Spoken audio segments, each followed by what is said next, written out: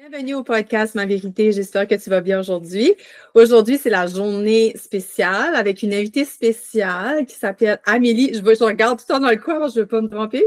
Amélie Hourbette. J'avais jamais entendu ça, mais ça vient pas de chez nous, c'est pour ça.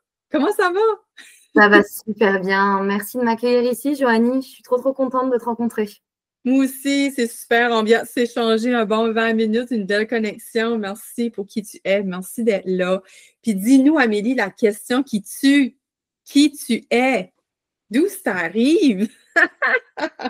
Ah, la fameuse question qu'on n'est jamais vraiment prêt à répondre. On y va avec la spontanéité et surtout avec le cœur, parce que, en fait, qui est Amélie? Amélie, c'est une enfant mi-adulte qui est donc une exploratrice du vivant, du corps, mais aussi de l'émotionnel, qui vit maintenant donc au Canada depuis presque 5 ans. Parce que toi, tu arrives du chaud, là, un petit peu, là. Ben, en tout cas, pas du pays chaud, mais tu arrives quand même pas dans l'hiver, toi, là.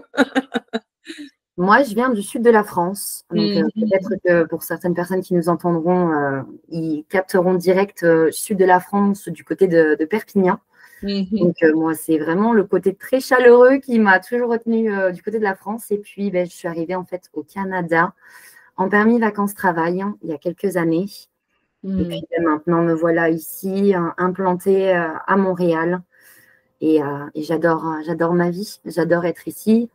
Et les opportunités à Montréal font que aujourd'hui, je me plais beaucoup et j'arrive à développer mon univers, qui est donc l'univers d'Amélie, dans le domaine en fait du yoga et du fitness. Yoga, fitness, ce qu'on disait tantôt, hein? Hey, c'est comme un petit peu pas polarisant, c'est complètement un opposé, tu sais, le yin et le yang, finalement. Puis c'est drôle, j'ai eu une discussion aujourd'hui en accompagnement que Joanie, on a besoin des deux, il n'y a pas de division, tu sais. Le yin fait partie du yang et le yang fait partie du yin, donc on a besoin des deux. Fait, je trouve ça comme intéressant que tu apportes ça aujourd'hui au niveau le mieux-être pour aider les personnes, tu sais. Puis, qu'est-ce qui t'a amené, comme je sais qu'on va y aller là, mais qu'est-ce qui t'a amené au Canada? Tu sais, comme tu as dit que tu étais en vacances, permis de travail. So, comme tu as dit, moi, je vais aller en vacances puis je vais travailler en même temps. Tu sais, comme c'est pas des vacances. En fait, pour expliquer vraiment du début, j'ai fait ma demande pour venir en permis vacances-travail dans le but de juste découvrir le pays, puis aussi apprendre à me découvrir moi un petit peu plus parce que je voyageais déjà pas mal. Mais j'avais besoin d'apprendre à me connaître un petit peu plus sur le terme personnel, mais aussi professionnel. La fameuse question, qu'est-ce que je vais faire de ma vie? Dans quoi je vais travailler? Aïe, aïe, aïe, j'ai pas forcément des études dans tel ou tel domaine, donc est-ce que je vais vraiment pouvoir travailler là-dedans? Et puis, en fait, le fait d'être arrivée au Canada, j'ai travaillé dans différents secteurs et différents domaines. J'ai eu des opportunités. J'ai commencé à travailler un petit peu plus dans le domaine du bien-être. Et de bouche en aiguille, on va dire que j'ai obtenu donc ma résidence permanente. J'ai travaillé dans pas mal d'entreprises au début parce que c'est difficile de trouver, comme on dit, son socle quand on vient dans un nouveau pays. Et puis, finalement, j'ai réussi à trouver ma voie. Je suis dans le fitness depuis presque maintenant 10 ans. Wow! Fait que tu as amené le fitness ici parce que tu l'avais en France, c'est ça. Tu as trouvé une voie de faire ton fitness, une manière de le pratiquer ici qui te convenait avec tes valeurs et ton alignement, genre? Ta vérité? En fait, le point, c'est que quand je suis arrivée pendant la Covid. Donc, c'est pour ça que finalement, quand je suis arrivée ici, mon but était de me retrouver, voir où je vais et si finalement ce domaine était toujours mon domaine de prédilection et si c'était quelque chose qui me faisait toujours autant vibrer. Et puis finalement, j'ai ramené mes bagages de France, toutes mes connaissances et puis j'ai approfondi, j'ai appris énormément de choses en étant ici. Et j'ai continué de me former, d'apprendre. Et puis aujourd'hui, Je suis coach de fitness. Je suis aussi donc devenue coach de yoga. J'aime tellement apprendre, j'aime évoluer.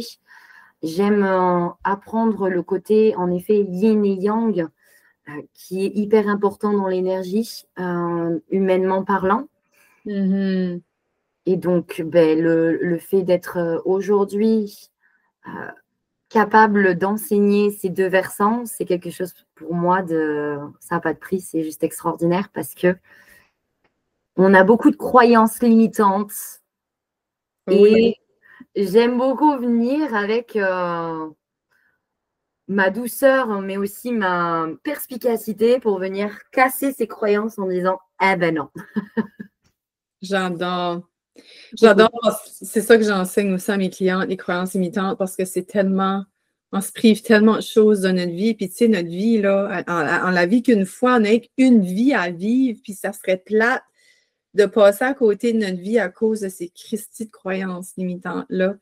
Puis, tu sais, je ne sais pas si tu as déjà entendu, mais le regret que les gens ont le plus dans leur lit de mort, c'est ceux qui n'ont pas osé faire, qui n'ont pas essayé, tu sais, qu'est-ce qui leur tentait tellement. Puis je sais que les croyances limitantes peuvent vraiment être un blocage à notre expansion. Puis donc, toi, tu fais-tu quelque chose avec tes clients par rapport à ça ou c'est plus pour toi que tu dis que ces croyances-là, c'est ça à l'égard de toi ou?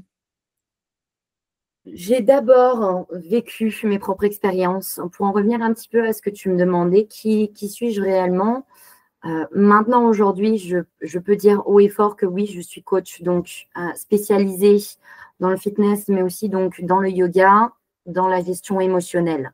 Mm-hmm. Aussi une femme qui a appris à transformer ses tempêtes en trésors. Oh, Passer par des moments de flou, des moments de perte de sens. J'étais quelqu'un de très anxieuse et très stressée toute ma vie. mm-hmm. Mm-hmm. Et j'ai enfin réussi à apprendre à écouter ce que mon corps me criait quand ma tête ne comprenait plus. Wow. Tu descendais dans ton corps. Exactement. Mm-hmm. Donc, c'est pour ça que quand on parle beaucoup aujourd'hui de croyances limitantes, c'est tout ce que l'on nous a appris quand on était aussi beaucoup plus jeune. Mm-hmm. Toutes les croyances que l'on a vues auprès de nos parents, auprès de nos amis, Il y a de l'école. à l'école, exactement. Et puis, Ouais. ben, aujourd'hui, maintenant que je suis capable de déprogrammer pour reprogrammer toutes ces croyances que l'on avait en soi, Ouais. eh bien, c'est ce que j'enseigne. Wow. Pour justement aider, accompagner ces personnes en difficulté qui peuvent avoir X ou Y croyances pour leur permettre de s'émerveiller à nouveau, de croire en eux. Mm-hmm. Et Mm-hmm. ça prend du temps, ça prend beaucoup de temps. Et moi, finalement, ce que j'aime beaucoup et ce que j'aimerais vraiment profondément transmettre, c'est qu'on peut reprendre, je dis bien reprendre, le pouvoir sur sa vie. Mm-hmm. Non pas par la force, parce que ça ne marche pas, mais surtout par la présence, Mm. par l'écoute de son corps, par l'écoute de ses émotions et surtout par la tendresse envers soi-même. Et c'est ce que j'enseigne dans le yoga.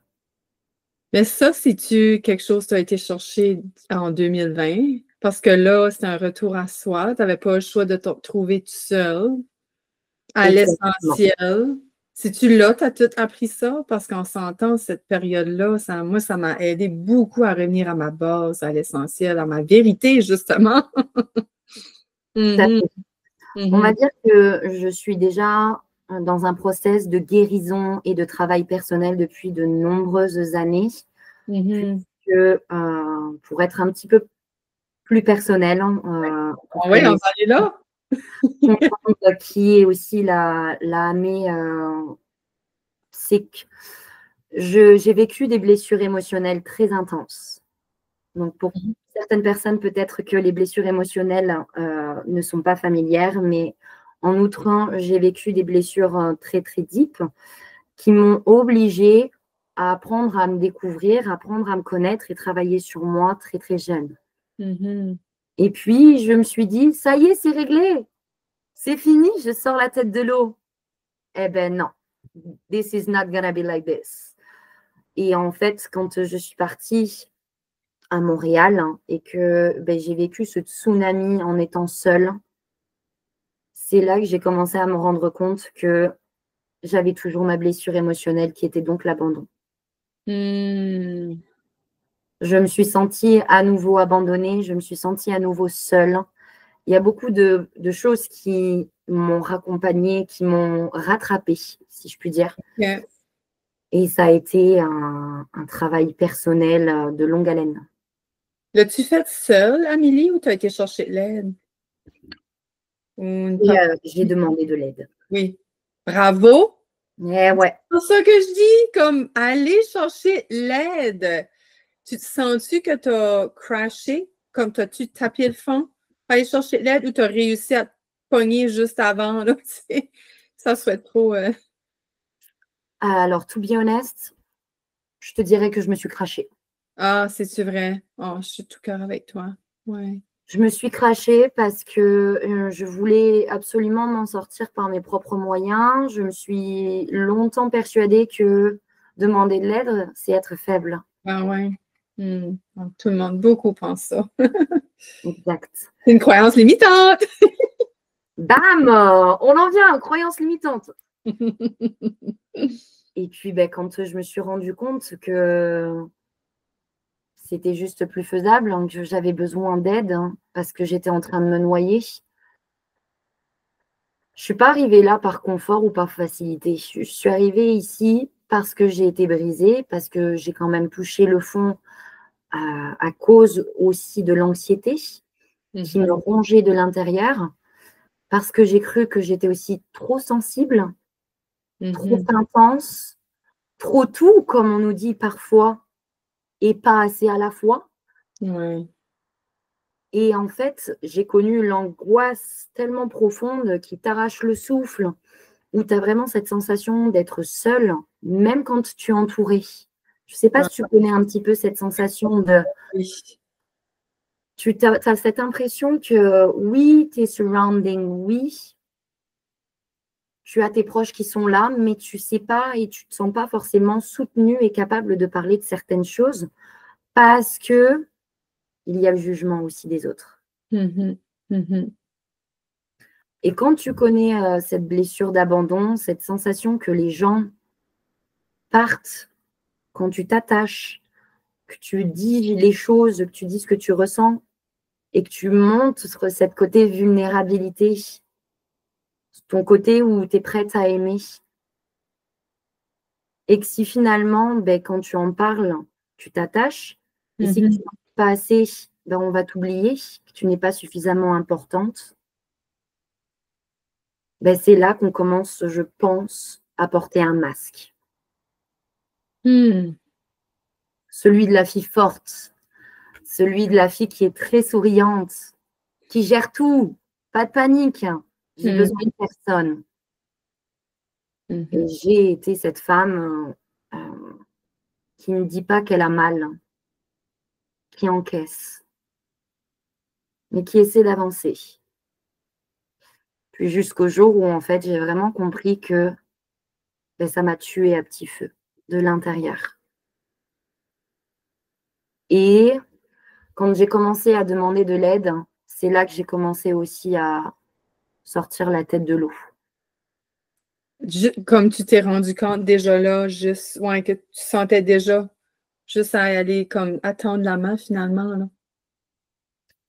Le fait d'avoir vachement travaillé sur moi, le fait de m'être beaucoup formée, le fait d'être vraiment allée chercher à droite, à gauche des expériences, des formations pour apprendre à me connaître un petit peu plus chaque jour m'a beaucoup aidée. Puis je te dirais que l'élément qui a été le plus déclencheur, ça a été la perte de ma grand-mère en 2020. OK. T'étais-tu déjà ici ou t'étais encore là-bas? J'étais ici. Déjà ici. Elle, t'étais beaucoup proche. Ouais. Je suis tout cœur avec toi. Merci, Joanie. Mais je sais que maintenant, elle est là, elle me regarde, elle me soutient. Et, elle est super fière de moi et c'est le plus important pour moi. Mais en tout cas, l'élément qui a été le plus déclencheur et qui a été un gros tremplin, c'est de me faire accompagner et de me dire aujourd'hui, merci. Merci pour toutes les choses que tu as été capable d'affronter. Merci d'avoir accepté l'aide de 1, 2, 3 personnes parce que on est capable d'avoir différents mentors. Oui, absolument. Et je te dirais qu'aujourd'hui, ma vérité, c'est que j'ai dû me déconstruire. Oh! Mais tu trouves-tu que t'as. En vrai, j'ai comme plein de questions qui me parlent, mais on dirait une qui sont plus pertinentes parce que là, on n'est plus rendu là, mais trouves-tu que tu as réussi à déconstruire parce que tu es sorti de où? Tu sais, on dit qu'on ne peut pas guérir dans un endroit où qu'on a tombé malade. Tout à fait. Hein? So, là, tu t'es complètement déraciné parce que j'imagine que c'est en France que tu as vécu cette blessure-là. Oh oui, tout commence depuis ma tendre enfance. C'est ça. Fait, toi, en venant ici, tu voulais-tu fuir? Comme, c'était-tu une fuite ou c'était-tu conscient ou inconscient en affaires? Tu sais, tu pensais-tu qu'en venant ici, toi, tu allais tout guérir parce que tu t'en allais du milieu où tu pensais que c'était ça ta guérison? Je sais pas si tu me suis parce qu'il y a beaucoup de monde qui part en voyage en pensant qu'en voyage, ils vont se sentir mieux. Non, Chris, apporte tes problèmes. Ou si tu te sens en dépression ici, puis tu ne te sens pas en dépression en voyage, c'est parce qu'il y a quelque chose ici que tu dois arranger. Si tu es capable de te sentir heureux ailleurs que chez vous, tu as des changements à faire ici. Parce que le voyage, c'est une fuite Tout à fait. de vie. C'est pour ça que je me demandais, est-ce que c'est ça? C'est-tu cette expérience-là, tu une vie, une genre de fuite ou Je tu n'es pense pas guéri consciemment? involontairement, j'ai fui la France pour me redécouvrir et pour peut-être fuir certains bagages en me disant que, en effet, le fait de quitter mon cocon familial, le fait de quitter cet environnement qui, au début, me paraissait très nocif pour moi, qui m'empêchait vraiment d'avancer. Mm-hmm. Je me suis dit, le fait de partir aussi dans un nouveau pays, ça va certainement m'aider à me reconstruire, à me re-rencontrer, de prendre un nouvel envol, de faire des nouvelles rencontres, une sorte de fresh starter. OK. Mais Bon, on se doute bien que le début, c'est tout beau, tout rose, tout est waouh, c'est nouveau, il y a l'adrénaline. Et puis, chasse le naturel et il revient au grand galop. tu sais, comme je t'ai dit, j'ai déjà travaillé avec des nouveaux arrivants, puis ça, puis j'ai fait une formation en lien avec comment est-ce qu'un nouveau arrivant vit son changement de pays. Il y a vraiment des phases, hein? Tout Puis à fait. j'imagine que tu as eu une phase de dépression, là, le mal du pays, puis tout ça, là. Ça a dû pas. Je sais pas si tu as vécu ça en plus de tes blessures, là, tu sais, de ta blessure d'abandon, tu sais. Au début, je dois t'avouer que je pensais que j'avais réglé toutes ces blessures émotionnelles, etc. Donc, pour moi, c'était un nouveau bagage. Et puis, ça prend du temps de guérir, hein. Et je vais te dire une chose, quand on est enfin guéri, c'est qu'on est capable de guérir et à la fois. Et aujourd'hui, je sais que je suis guérie parce que j'en parle avec beaucoup d'amour, j'en parle avec beaucoup de délivrance, j'en parle avec beaucoup de fierté. Et ça prend du temps de se reconstruire. C'est difficile, on touche parfois le fond ou parfois pas, et c'est OK. Mais ça a pris un long process de guérison, de se dire, oui, finalement, cette blessure est toujours bien ouverte, elle est toujours très à vif. Puis là, maintenant, je suis dans un nouveau pays, donc c'est très difficile de réussir à joindre les deux bouts. Je n'ai pas touché le burn-out à ce moment-là, OK. parce que j'ai l'habitude de voyager. Mm-hmm. Donc, j'ai toujours eu confiance en moi là-dessus. Je savais toujours que j'allais me retrouver, je savais toujours que j'allais y arriver, mais jusqu'à quand? Mm-hmm. Quel effort? combien de temps ça allait me prendre. Est-ce que je vais courir un marathon? Est-ce que je vais me brûler? Est-ce que je vais me blesser? Est-ce que je vais laisser mes ailes? Ou est-ce qu'il serait peut-être temps de vraiment creuser, guérir? Donc, j'ai beaucoup déménagé, j'ai beaucoup bougé ici à Montréal. Hein. Je n'ai pas été stable tout de suite. Et c'est ça, en effet, qui a fait qu'il a fallu creuser, toucher beaucoup de choses pour être aujourd'hui capable d'être stable, d'être sur mes deux pieds, sur mes deux mains, et de ne pas jouer, danser en me disant « je suis instable ». Ouais. Donc, aujourd'hui, si je suis ici, c'est parce que oui, j'ai guéri, mais c'est parce que je suis en chemin aussi. Et j'ai envie de tendre la main à ceux et celles qui sont eux aussi peut-être en chemin et qui n'arrivent pas à trouver le bout du chemin. Ouais. Faire une partie de... Sortir. Ouais, comme faire une partie de chemin avec eux autres, là, tu sais.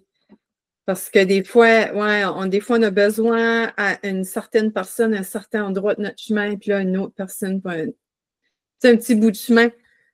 On te tient un petit peu par la main et puis, ça y est, c'est bon, t'es prête. Puis là, oups, rendu plus loin, il y a encore besoin d'une autre personne qui a fait un autre bout de chemin. J'ai envie de revenir sur ta blessure d'abandon parce que moi, j'ai une façon de voir les blessures. Je suis curieuse de voir si tu penses la même chose que moi. Ta blessure d'abandon, là. C'est parce que moi, j'ai entendu dans une formation, c'était la blessure du cœur. C'est comme l'abandon fait partie de la blessure du cœur, d'enfance du cœur, en tout cas. Puis il y en a comme 7, là, mettons. Je pense à peu près 7 qu'on a. Mais penses-tu que cette blessure-là fera toujours partie de toi ou un coup qu'elle est guérie, elle sera partie à vie? Elle fera toujours partie de moi. Ouais. C'est ma force. Ouais. Ouais, c'est ta force. Beaucoup enseigné. On a tous des blessures émotionnelles à petite, grande et moyenne échelle. Et on passera tous par les blessures émotionnelles. Moi, je suis certaine qu'on est humaine et humain. Donc, le fait d'avoir des blessures émotionnelles, c'est normal. Le plus important, c'est de réussir à le nommer, à être capable de s'en apercevoir. Et une fois qu'on est capable de dire « Ouh, ok, là, peut-être que je suis dans le dépendant » ou « Oups, là, je suis peut-être dans de l'injustice ». Le plus important, c'est de le reconnaître et de dire « Ok, qu'est-ce que cette blessure est en train de me montrer? Qu'est-ce que je dois apprendre ?»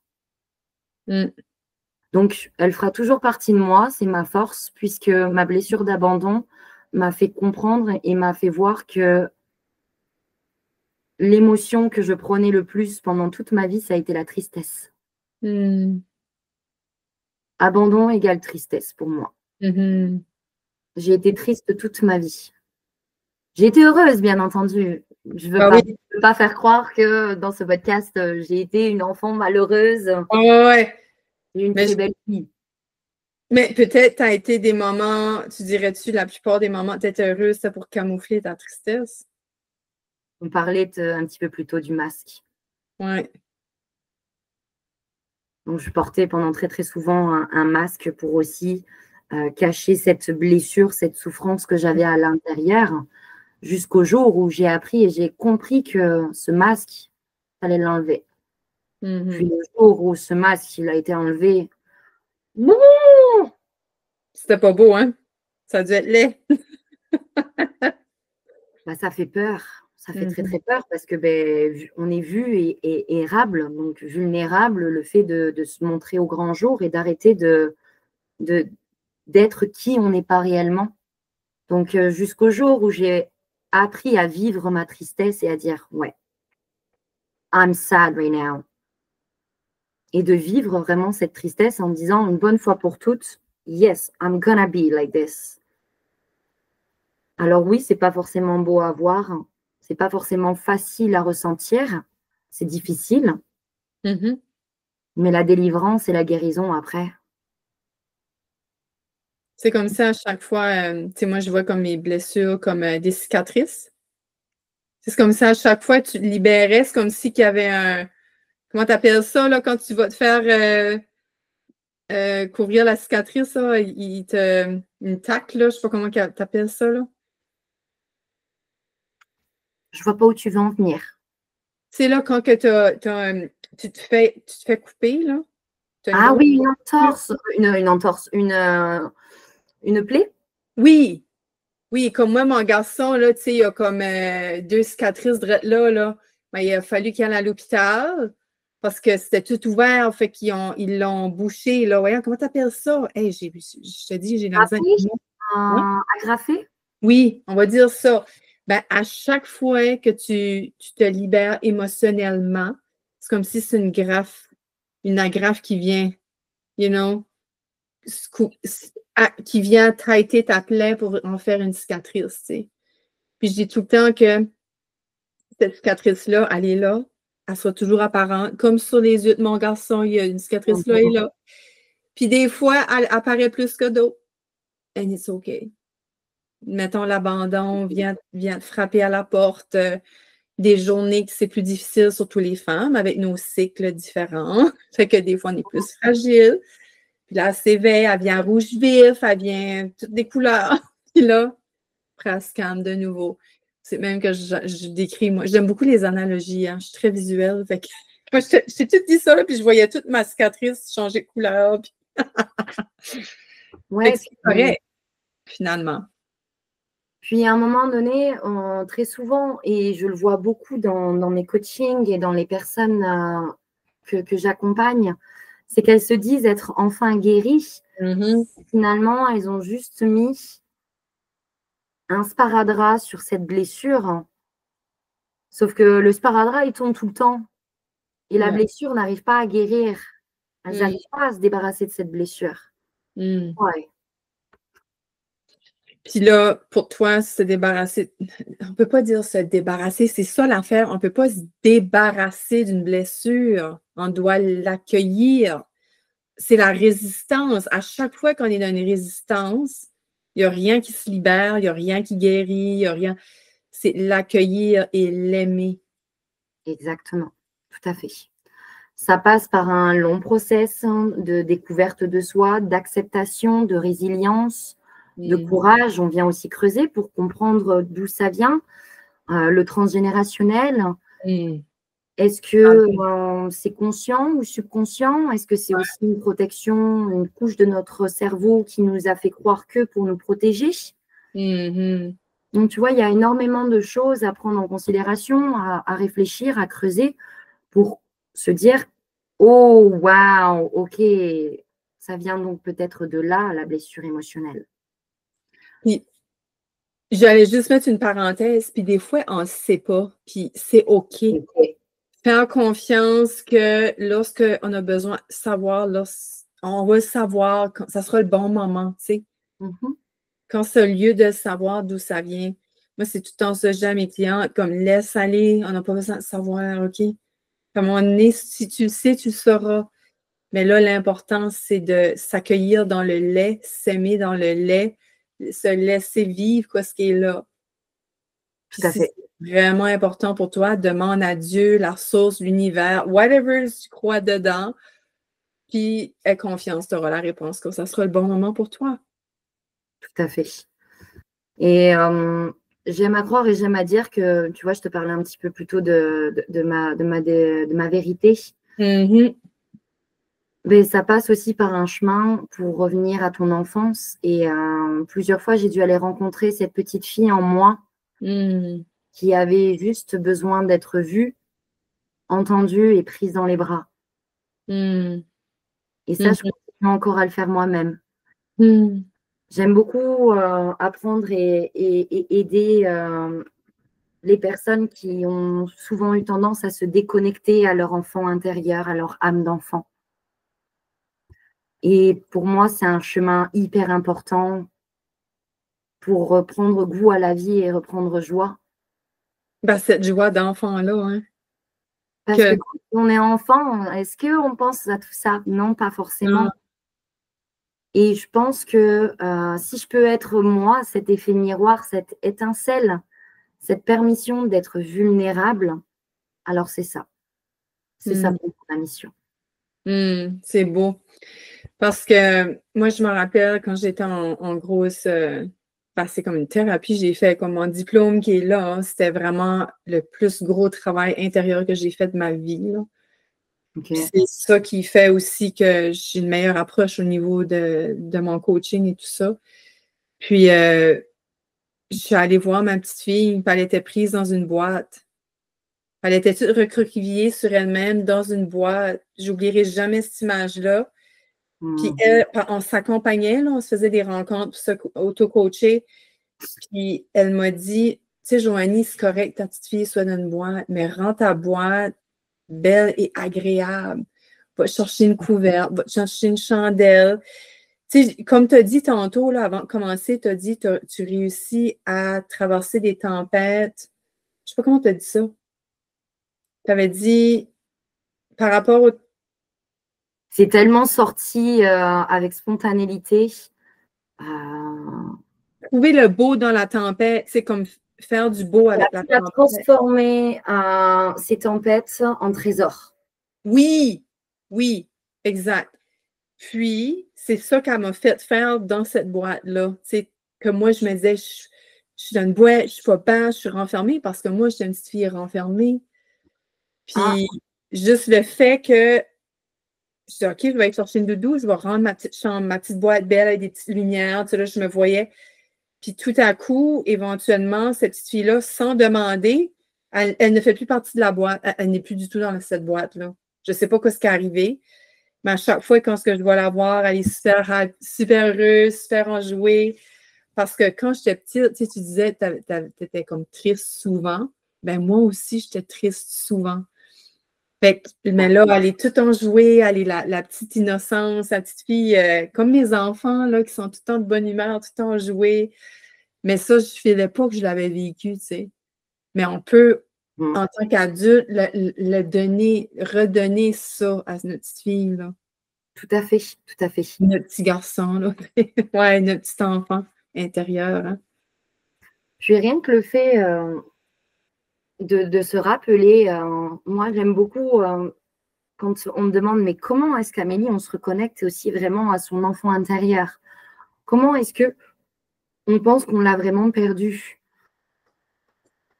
C'est tout simple en fait de se poser les questions en se disant ok, est-ce que je suis capable de prendre une pause? Est-ce que je suis capable d'avoir du fun en faisant quelque chose de nouveau? Est-ce que tout simplement colorier, ça te rappelle des belles choses?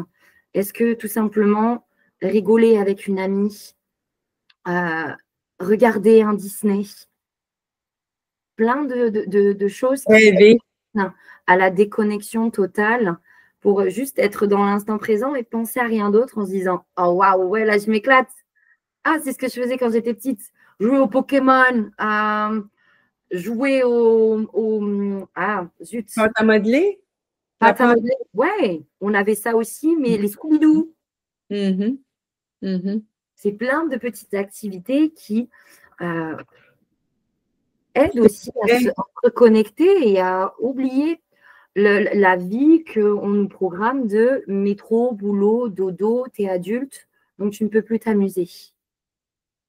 Ouais, je sais. J'en ai tellement dit ça, c'est une matrice qu'on est pogné dedans, là, tu sais, mais moi, je suis plus là pantoute, là, mais comme, tu sais, on est dans une société qui nous, le 8 à 4, puis comme, moi, puis ça, puis ça qui est hallucinant, je viens d'allumer, là, tu sais, je t'avais dit que je me voyais comme dans une boîte, là, ma petite fille était dans une boîte, puis en 2015, je faisais beaucoup de la trame, je sais pas si tu connais la trame. Non, je n'ai pas La compris. trame, là, c'est un soin énergétique, là. Puis c'est qu'elle vient shaker tes cellules. C'est comme si que tes cellules stagnent, là, ils restent stock quelque part. Puis ça vient comme créer comme une vibration. C'est fou, là. Des fois, elle mettait sa main sur moi, puis je sentais ses mains bouger, là. Puis ça vient tout comme décristalliser tes cellules, on dirait. C'est ça que ça fait, la trame. Puis elle, à la fin, comme elle m'a aidé beaucoup, tu sais, comme je dirais 2010, moi, j'éprouvais beaucoup, beaucoup de colère suite au refoulement de mon enfance. Puis, à la fin, elle s'amusait à tirer des cartes. elle a dit, je sais pas pourquoi, mais je te vois dans une boîte. Puis j'ai dit, tabarouette. Puis elle dit, je sais pas, je vois pas le rapport. J'ai dit, non, non, non. Puis j'ai encore des frissons aujourd'hui en te le disant. C'est parce que je me sens pognée dans une boîte. Ben, si, ça a été vraiment révélateur, puis ça a été vraiment tremplin après ça pour faire des changements dans ma vie, des gros changements, de sortir de ce crise de boîte-là. Tu sais, le moule qu'on essaie de nous mettre dedans, puis ces trucs-là. Là. Ça, c'est tough, là. C'est parce que des fois, il y a des personnes, comme moi, je vivais beaucoup dans l'anxiété à cause de ça. Tu as des personnes qui sont malades à cause de ça, mais ils ne savent pas, tu sais, que c'est juste parce que, tu sais, ouais, ils sont loin de leur vérité, tu sais. C'est comme la plupart de la société essaie de nous mettre dans des cases. Mm-hmm. Et moi-même, j'ai essayé de me mettre dans des cases and it's not working.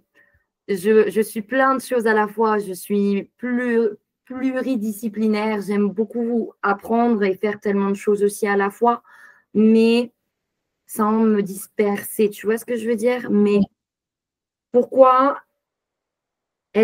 pourquoi tu ne peux pas être sensible, mais aussi capable de vivre tes émotions avec beaucoup d'amour? Pourquoi est-ce que tu ne peux pas être super émotive, mais aussi avoir cette faculté de comprendre les gens et de ressentir?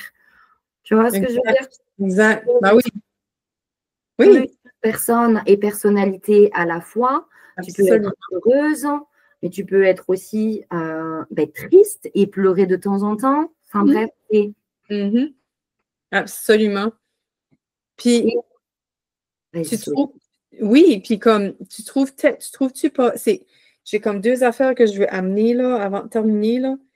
Comme, tu trouves-tu pas, Amélie, que là, qu'est-ce que tu as traversé? Tu as traversé une enfance, puis je pense pas que tu aurais voulu aller là, nous raconter qu'est-ce qui s'est passé exactement, mais c'est une enfance où émotionnellement, tu as été beaucoup, probablement cristallisé. Tu as resté comme beaucoup dans des émotions, peut-être des traumas, je sais pas, j'aime pas de mettre une étiquette, mais tu sais, bon, qui fait que plus tard, tu as dû dealer avec ça parce que là, c'est comme si ça refait surface avec ton angoisse, ton anxiété et tout ça. Mais regarde la femme que tu es devenue, la résilience que tu as ressorti de là, tu sais. Puis je trouve qu'aujourd'hui, nos enfants ne sont pas assez résilients parce qu'ils sont trop élevés dans la voie, ou trop protégés. Tu sais, comme moi, je le vois avec ma fille par rapport à mon gars. Mon gars s'est tapé beaucoup physiquement, beaucoup de débats, plein de cicatrices dans le visage, s'est fait mal ici, fait mal là. Ma fille, là, c'est comme si elle avait une bubble autour d'elle, puis je la trouve pas aussi résiliente. Mais ça, c'est au niveau de la douleur physique, whatever. But c'est un exemple que je donne que je trouve qu'il y a comme deux côtés à la médaille. J'aimerais qu'on trouve un juste milieu. J'ai une grande vision, mais que les enfants d'aujourd'hui se plantent là, une couple de fois, puis qu'ils se font mal, puis qu'on les laisse faire comme pour justement grandir et développer leur propre système de protection, leur propre résilience, leur propre stratégie pour se couper avec des. Je ne sais pas si tu me suis. Je ne sais pas si tu comprends où ce que je m'en vais avec ça. Je vois plus ou moins, en tout cas, où tu veux en venir. Et moi, je pense que je ne sais pas, moi, si j'ai été surprotégée. Je ne dirais pas que, en tout cas, là, je parle de moi personnellement, puisque je suis la mieux placée pour parler de ma propre expérience. J'ai vécu des traumas et il est vrai que ces traumas ont mis du temps à sortir. J'ai mis du temps à mettre vraiment des mots dessus, à mettre le doigt dessus. Il y avait beaucoup de choses qui étaient inconscientes. Donc, j'avais forcément connaissance et conscience de tout ça. J'aimerais dire que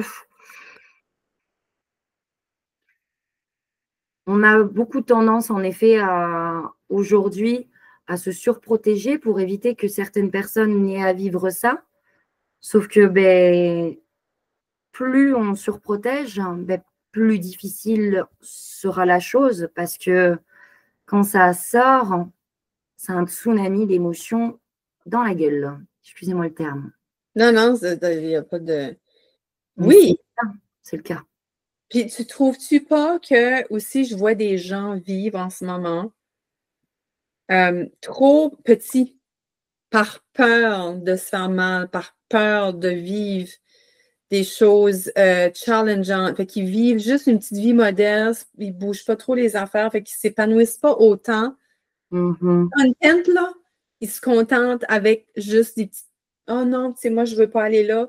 Mais c'est pas, tu sais, juste par peur qu'ils ne se plantent pas et qu'ils se fassent mal pour de vrai, tu sais. Et pourtant, l'être humain est bâti pour surmonter tellement de choses. L'être humain, avant, vivait la guerre comme ça faisait partie de leur quotidien, là. Ou qu'ils chassaient le gibier, ils partaient des jours courir pour le gibier, tu sais, ils vivaient tout le temps sous stress, là. Tout à fait. Tu sais, en tout cas, je trouve que c'est comme une belle, comme, c'est des pensées que moi, je pense tout le temps, là, comme à l'humanité, puis comment, j'aime tellement penser à ça, puis notre discussion aujourd'hui m'a amené là, fait que je sais pas si tu voulais rajouter quelque chose là-dessus. Non, puis tu sais, j'ai envie de dire, oui, c'est important de se protéger, c'est important de protéger aussi surtout son énergie. On l'ai beaucoup appris, petite parenthèse, parce que je lis quand même aussi énormément. Ouais. Au-delà de me former pour moi personnellement, j'ai beaucoup lu et le livre qui m'a mis le plus de conscientisation, c'est le livre de Natacha Calestrémé, La clé de votre énergie. Comment est-ce que... Natacha Calestrémé, oui. OK. C'est quoi La clé de votre énergie. OK. La clé est votre énergie? La clé de votre énergie. De votre... OK. OK. Ce livre est extraordinaire et ça m'a transformée. Ah, wow! Vraiment. J'ai conscientisé beaucoup, beaucoup de choses et j'ai guéri beaucoup de choses aussi grâce à ce livre. Et pour toutes les personnes qui nous écouteront aujourd'hui, demain, après-demain, si vous êtes à la recherche d'un livre, ce livre, go for it, les yeux fermés. Il est difficile à lire dans un premier temps parce qu'il y a pas mal de protocoles à mettre en place pour apprendre à se connaître. Et une fois qu'on y croit, une fois qu'on a vraiment l'intention, et ce livre m'a aidé à vraiment protéger aussi mon énergie, mais aussi à comprendre que parfois, oui, il faut se faire mal pour guérir. Oh! Et en fait, la femme que je suis aujourd'hui, celle qui a fait de ses failles une force, celle qui sait aussi que sa sensibilité, c'est un super pouvoir. Ouais. Celle qui ose pleurer, celle qui ose dire non, poser ses limites, créer du beau à partir de ses douleurs, c'est celle qui a aussi choisi de ne plus abandonner la petite fille en elle. C'est une personne maintenant qui s'écoute, qui la rassure, qui lui tient la main, parce qu'ensemble, on est plus forte. Absolument. Et maintenant, moi, j'aime à croire et je prône, et c'est ce que je souhaite vraiment véhiculer aujourd'hui à toutes les personnes qui nous écouteront, que oui, maintenant, je suis une femme qui croit profondément qu'il y a de la lumière dans nos fêlures et que nos émotions ne sont pas des faiblesses, mais surtout des messages. Ah ben oui. Comme la maladie, tu sais, l'émotion, c'est... Ouais. C'est qu'on refoule les émotions, il faut qu'elles sortent à un moment donné. C'est là que les maladies viennent. Hein? Exact. Ouais. Parce qu'il faut qu'elles sortent d'une quelconque façon, donc elles sortent de notre corps physique. Ouais. C'est fun parce que j'ai tout le temps des invités qui pensent comme moi là-dessus. Comme c'est tout le temps. Vous êtes tellement en connexion, comme vous êtes. Quand je parle de ça, vous êtes tous d'accord, puis j'aime ça. Ça me donne espoir de voir qu'il y a autant d'ouverture sur ce sujet. Tu sais. On a le pouvoir, Est-ce qu'on est capable de tomber malade, on est capable de se guérir. Fait que, ouais. Tout à fait. Est-ce que, je ne sais pas si tu avais quelque chose à rajouter parce que ça a-tu fait pas mal le tour? Y avait-tu d'autres choses que tu voulais rajouter, Amélie? Non, ça fait pas mal le tour et Comment le, tu aimerais terminer? Ouais. le plus beau message, c'est qu'aujourd'hui, ne pas rentrer dans des cases, juste être vrai et inviter les autres à en faire autant, c'est la chose la plus belle que tu peux faire pour toi-même. Puis tu sais quoi? Quand ce que tu le fais pour toi, des fois, tu n'as même pas besoin d'inviter. Juste l'incarner, ça va faire comme un shift chez les autres qui sont prêts, tu sais. Hein? Tout à fait. Puis Ouais. regarde, si ce que moi je dis aujourd'hui, si ce qu'on dit ensemble aujourd'hui, ça peut peut-être toucher une seule personne et lui faire se dire, oh waouh, je ne suis pas seule. Hmm. Alors Hmm. j'aurais déjà fait ce que je suis venue faire ici. J'aurais réussi à transmettre un message. On n'a pas besoin d'être parfaite, on a juste besoin d'être soi, d'avoir du fun, d'essayer encore et encore et encore et encore, de tomber. Mais tu as le deuxième genou pour te relever. Let's go. Ah Let's go ouais. together. On a juste Yes, besoin d'être vrais ensemble. j'adore. On a deux genoux pour se relever. Puis Right? quand la misère, on va se lever sur l'autre. J'adore. Oh, merci pour ce beau message rempli de douceur. C'est vraiment comme une. En vrai, quand ce que je parle, je ne sais pas comment ça va être, mais que je me réécoute, mais c'est comme. En vrai, j'étais comme. Je parlais fort à côté de toi. J'espère que je ne vais pas trop briser les oreilles de nos auditrices, mais par rapport à ton ton, tu as tellement une belle douceur, un réconfort au cœur ou un réconfort à l'âme. Merci, Amélie. Tu as apporté plein de pépites aujourd'hui, puis je suis certaine que, comme tu dis, c'est une personne. On veut savoir. Venez nous dire, hein, à toi qui nous écoutes, viens nous dire, je te partage les liens pour communiquer, rentrer en contact avec moi et venir partager qu'est-ce que tu as vécu dans cet épisode ici. Et sur YouTube, sans toi libre aussi, c'est toujours dans les commentaires que tu peux venir partager. Amélie se fera un plaisir aussi de répondre parce qu'elle reçoit elle aussi les liens. Donc, merci d'avoir été là. Amélie, avais-tu d'autres choses à rajouter? Un petit au revoir? Je te sens en connexion avec celles qui nous écoutent. Ben déjà, un grand merci, Joanie, pour cet échange, pour ce partage. C'était un plaisir de pouvoir être là aujourd'hui. Il me fera un plaisir, en effet, de pouvoir répondre à toutes les questions. Vous pouvez me suivre directement aussi donc, sur les réseaux sociaux. Joanie vous fera un plaisir de partager toutes mes coordonnées. Si vous avez des questions, il me fera plaisir de pouvoir y répondre, de vous retrouver de l'autre côté. Moi, en tant que coach yoga émotionnel spécialisé dans la santé mentale, si tu as des questions, il me fera plaisir de pouvoir t'aider. Et j'aime terminer par un beau message, mon mantra préféré. Vas-y donc. Hakuna Matata. Ouh, ça t'es-tu pas? Ah, j'adore. Parce que la vie Merci. est belle. La vie est belle, donc souriez, restez humble, restez extraordinaire, restez vous. Et puis Hakuna Matata, ouais. J'adore, ça va être ça. Merci. On se voit la semaine prochaine avec un épisode en solo. Bye bye. Bye bye, au revoir tout le monde.